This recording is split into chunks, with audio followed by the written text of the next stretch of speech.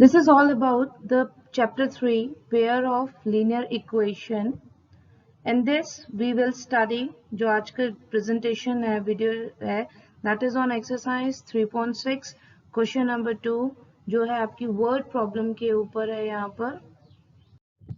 So let's take all these examples. First one is the Ritu can row downstream 20 kilometer in 2 hours and upstream 4 kilometer in 3 hours. Find her speed of rowing in still water and the speed of the current.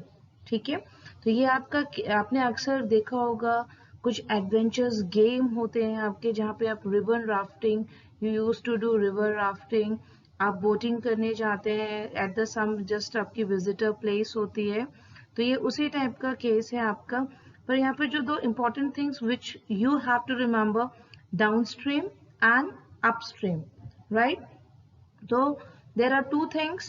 First thing is the speed of the still water and second is the speed of your boat. ठीक है, तो you can assume both these speeds with any variable from A to Z. So in our case we have assumed that the speed of rowing is x kilometer and the speed of the water is y kilometer. Suppose in our first line, it's a case of she travels 20 kilometer in 2 hours, right? Okay, it's a case of downstream. So when we are talking about the downstream, आपने एक चीज ध्यान रखनी है कि the river is going from west to east direction and you are also going in the same direction. It means आपकी जो force है वो कम लगेगी to row the boat. ठीक है, right? तो both the speed, your speed and the water speed goes, आपकी जो उनकी दोनों की speed होगी that's जो है वो add हो जाएगी, right? तो अभी हमारे पास में क्या केस आया है? पहली चीज हमें speed पता चल गई x plus y, distance मुझे पता है 20 किलोमीटर और टाइम पता है 2 hours, right? अब डिपेंड करता है कि आप अपनी इक्वेशन कैसे बनाएंगे. देखिए मुझे पता है कि जो टाइम है वो 2 घंटे लगा यहाँ पे, तो जो इक्वेशन मुझे बनानी है वो टाइम के रेस्पेक्ट में ही बनानी है. तो टाइम का फॉर्मूला अगर आप ध्यान दें, आपने साइंस में भी पढ़ा है यहाँ पे, the formula of time is distance upon speed, right? Okay, तो ये जो हमारी इक्वेशन बन जाएगी speed equal to distance upon time, तो ये आ जाएगा x plus y equal to 20/2. Equation को सॉल्व करेंगे तो यहाँ से मेरे पास y की वैल्यू आ जाएगी 10 माइनस x. ठीक है, आप चाहे तो एलिमिनेशन मेथड भी यूज कर सकते हैं, पर यहाँ सिंगल वेरिएबल है तो मैंने वो यूज कर लिया. Now it's a came of upstream. Upstream की अगर बात की जाए, the river is going, the flow of the water of the river going from west to east direction and you are rowing your boat east to west direction, right?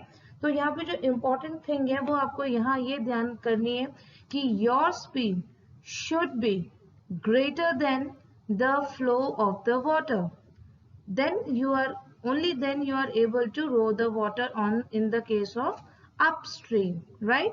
तो इसका मतलब ये हुआ कि जो दोनों की जो फ्लो है, स्पीड है, वो एक दूसरे को कहेंगे अपोजिट डायरेक्शन में जा रही है. अपोजिट मीन्स इन मैथमेटिक्स वो आ जाएगा आपके पास में यहाँ पे नेगेटिव से हम उसको कंसिडर कर लेंगे.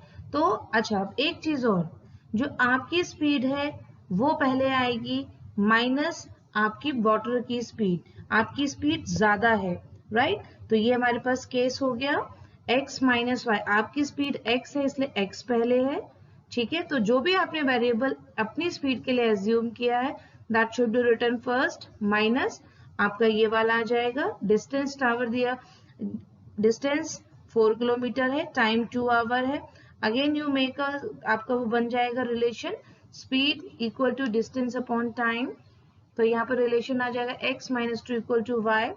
दोनों की वैल्यू को सब्स्टिट्यूट मेथड से कर लीजिए, एलिमिनेशन मेथड से कर लीजिए. फाइनल आंसर जो आएगा दैट इज x की स्पीड 6 आएगी और y की स्पीड आएगी आपके पास में 4, राइट?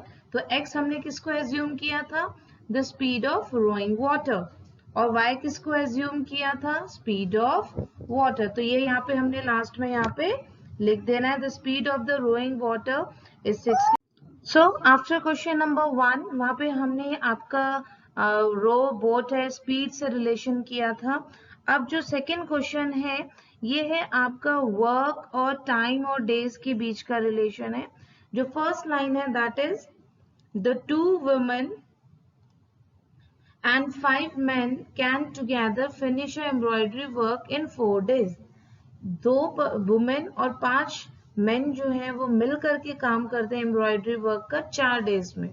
ठीक है, मैं सेकेंड लाइन बाद में पढ़ूंगी, आपको पता करना है दोनों अलग अलग कितना काम करते हैं। तो सब सपोज हम एक एज्यूम कर लेते हैं कि एक वुमेन को अपना काम खत्म करने के लिए x डेज लगते हैं। ठीक है, ऐसे ही मेन को, एक मेन की बात करेंगे यहाँ पे, 1 की ही बात करेंगे यहाँ पे। ठीक है, तो एक मेन को अपना काम खत्म करने में y डेज लगते हैं। अब रिलेशन कैसे बनानी है, अपनी इक्वेशन कैसे बनानी है आपने, that's most important.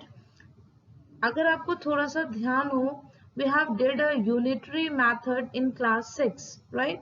Suppose we have 10 days a work for the 10 days। अगर मैं आपसे पूछूं कि एक दिन का काम कितना है, अगर कोई बंदा 10 दिन में काम पूरा करता है तो एक दिन का काम कितना है, ऑब्वियस है हम फ्रैक्शन का यूज करेंगे यहाँ पे या यूनिटरी मेथड का यूज करेंगे तो 1/10 वर्क हो जाएगा। तो बस आपने ये ध्यान रखना है कि जो नंबर ऑफ डेज है वो आपके डिनोमिनेटर में आ जाने, ठीक है, डेज जो थे वो आपके डिनोमिनेटर में आ जाएंगे। ऐसे ही आपने इक्वेशन बनानी है। अगर वुमेन की बात करेंगे एक दिन का, तो हमने यहाँ पे उसके डेज कितने एज्यूम किए थे x, तो हमारे पास क्या आ जाएगा 1/x।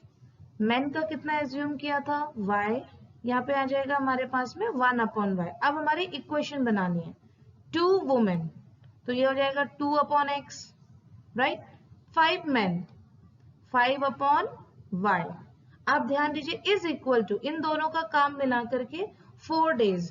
पर आपने ये चीज यहाँ भी ध्यान रखनी है कि यहाँ पे ये 4 डेज नहीं है, ठीक है, तो ये 1/4 हो जाना है आपके पास। ओके, ठीक है, तो ये एक एक्सप्रेशन बन जाएगी।